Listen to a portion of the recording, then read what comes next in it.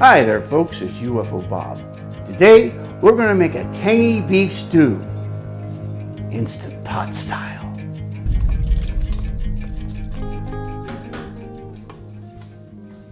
Okay, let's get started. Here's everything you'll need. First, set your Instant Pot to saute. Then, while your pot is heating, you're going to make the seasoning. In a small bowl, you're going to add all-purpose flour, brown sugar, salt,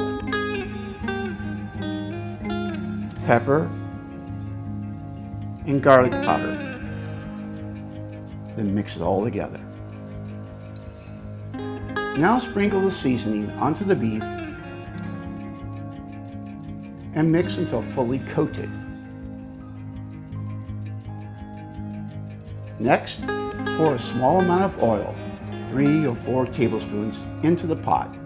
Then add the beef and sear both sides. This takes about 2 to 3 minutes. After the beef has been seared, turn off the saute button and add 3½ cups of broth, along with celery, garlic, tomato paste,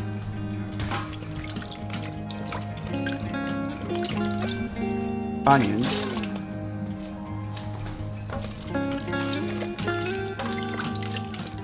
Worcestershire sauce, carrots,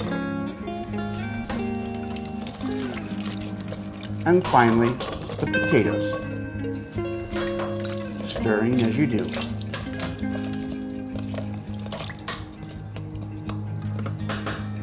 Now place the lid on the pot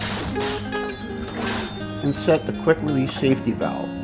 Then set the cooker to 35 minutes, or in my case, use the stew setting. While the stew is cooking, make the slurry.